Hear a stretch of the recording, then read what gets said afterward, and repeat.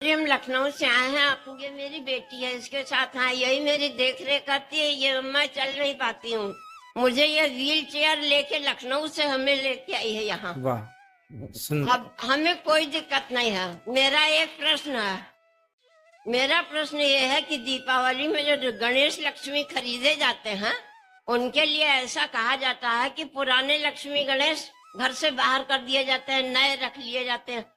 तो एक बार उनकी पूजा करें, उसके बाद घर से बाहर कर दे, ऐसा क्यों? क्या अशुभ होता? पहले क्या होता था ना, मिट्टी के लक्ष्मी गणेश बनते थे। जी तो माटी के लक्ष्मी गणेश की पूजा कर लो, फिर माटी के लक्ष्मी गणेश जी का विसर्जन कर देते थे गमले में। जी फिर उसमें तुलसी लगा देते थे। जी तो हर साल नई लक्ष्मी और गणेश ले लेते थे। हाँ तो ऐसी मान्यता है कि हमारे घर नया नया धन आता रहे। जी जो है वो तो है ही। जी तो नया नया इसलिए हर साल तो जो लक्ष्मी गणेश जी हैं, जी यदि आपके घर में धातु की लक्ष्मी जी हैं, जैसे सोने की, चांदी की जी या अष्ट धातु की जी लक्ष्मी गणेश हैं, हाँ, तो हाँ। फिर लेने की जरूरत नहीं है उनकी। बट जो मिट्टी की मूर्ति है, माटी की, जी वह एक बार जब पूजा होती है ना, तो पूजा होने के बाद उनका पहले आवाहन होता है, फिर उनका विसर्जन होता है। जी तो मिट्टी की मूर्ति केवल उतनी देर के लिए होती है जितनी देर के लिए हमने पूजा के लिए स्थापित की। अब स्थापित पूरी हो गई, उनकी विदाई हो गई, जी तो वो मिट्टी मिट्टी है, फिर उसे गमले में डाल के तुलसी लगा दीजिए। तो हर साल नई मूर्ति लेना हर साल ना, जरूरी है? इसलिए होता है ना, यदि धातु की है तो कोई दिक्कत नहीं है। माटी में एक बार आवाहन हो गया और एक बार विसर्जन हो गया, फिर उनमें दोबारा आवाहन नहीं हो सकता। और गुरु जी एक बात और है, मेरी बेटी मेरी बहुत सेवा करती है, आपको कुछ गिफ्ट देना चाहती है। ठीक है, बहुत सुंदर। बेटी के लिए ताली बजाओ कि अपनी माँ की सेवा करती है, अच्छी बात।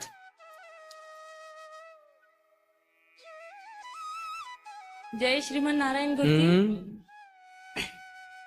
दासी कल्याणी का प्रणाम स्वीकार कीजिए। खुश रहिए। हाँ गुरुजी, हम 2019 से आपकी कथा सुन रहे हैं।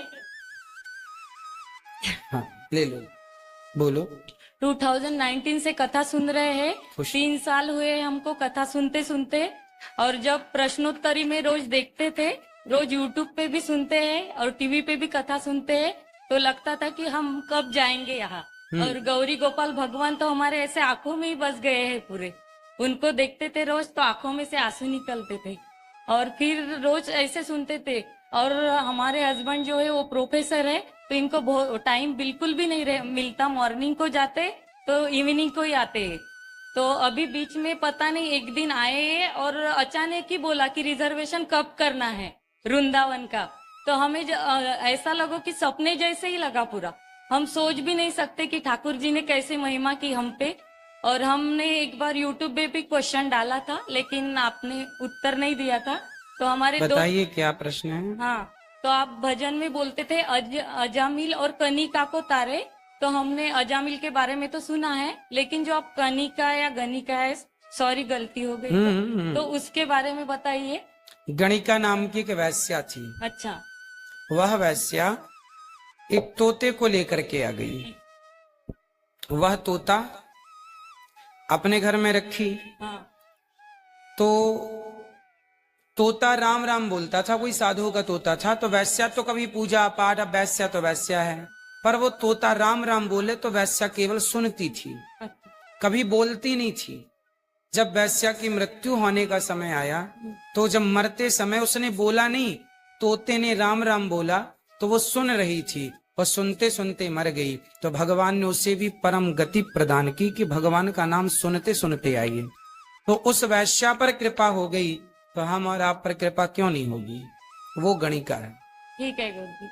गुरुजी, दूसरा प्रश्न ये है हमारा, दूसरा प्रश्न ये है कि किसी भी हम हिंदू सनातन धर्म से है, माइक पास। हाँ, हिंदू सनातन धर्म से है, तो हमें दूसरे धर्म में शादी नहीं करनी चाहिए कि दूसरे जाति में शादी नहीं करनी चाहिए? ना तो दूसरे धर्म में, ना तो दूसरी जाति में। हाँ, तो इसी से रिलेटेड एक क्वेश्चन, मेरे कंफ्यूजन जो था वो क्लियर करना चाहती हूँ कि आप बोलते हैं कि ब्राह्मण, क्षत्रिय, वैश्य, शूद्र, ये 4 व्यवस्था है, और ये भगवान श्रीमन नारायण के एक ही अंग से चारों का जन्म हुआ है। मुख से ब्राह्मण, हाँ। भुजा से क्षत्रिय। तो ये व्यवस्थाएं है और ये जो जाति है ये मनुष्य ने बनाई है।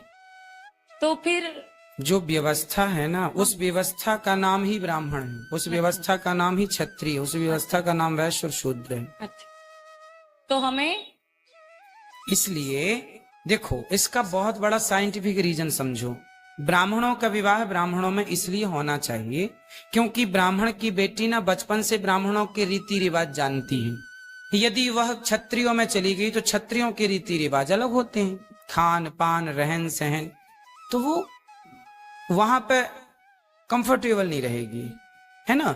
ब्राह्मणों की बेटी है तो ब्राह्मणों का जानती है कि यहाँ क्या करना है ना। इन्हें की पूजा कैसी है, पाठ कैसी है, लहसुन भी प्याज भी नहीं खाती वो। और किसी और के घर चली जाए तो बकरा कट रहा है, मुर्गी बना रही है, तो वो मुर्गी मछली खाने वाली ब्राह्मण की लड़की महीने 2 महीने तो ठीक रहेगी कि चलो भाई पति है, नई नई शादी है। जब जीवन गुजारना है ना तो फिर वो गवाही नहीं होगी अंदर से।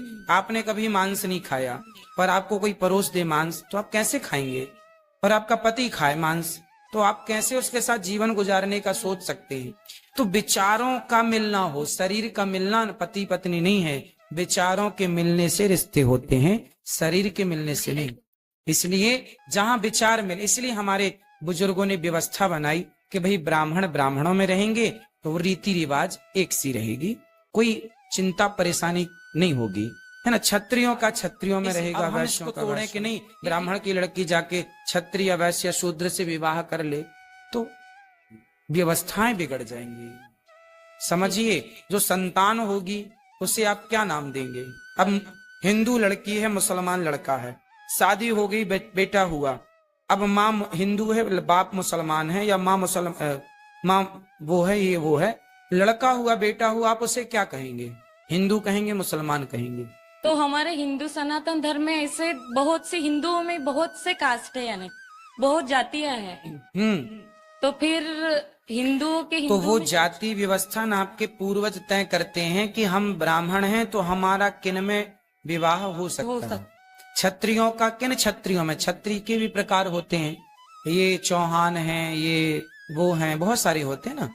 तो उनका ये वो आपके खानदान में परंपरा होती है ना, भाई बड़े बुजुर्ग बताते हैं हमारा विवाह किससे हो सकता है, तो वो बड़े बुजुर्गों के पास बैठने से यही तो ज्ञान मिलता है। तो कुछ परंपरा के ज्ञान लेके रखना चाहिए। और गुरुजी सब लोग बोलते थे कि हम एग नहीं खाते, अंडा नहीं खाते, तो सब बोलते थे नहीं कि एग नॉनवेज नहीं है, वेज है। लेकिन आपकी कथा से हम दूसरों को भी प्रमाण दे सके, हमारे हस्बैंड को प्रमाण दे सके, क्योंकि वो प्रोफेसर है।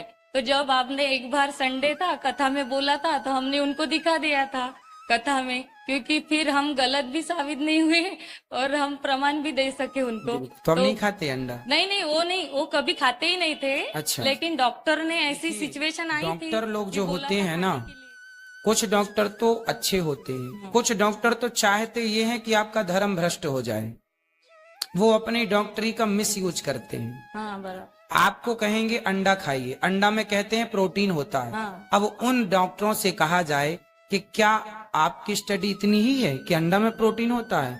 आपको उनको बताना चाहिए, डॉक्टर साहब आप कम पढ़े हैं, ज्यादा पढ़ते तो ये पता चलता कि सोयाबीन नाम का एक की फसल होती है किसानों के यहाँ, अंडे से कई गुना ज्यादा प्रोटीन उसमें पाया जाता है, दालों में प्रोटीन पाया जाता है, दूध में प्रोटीन पाया जाता है।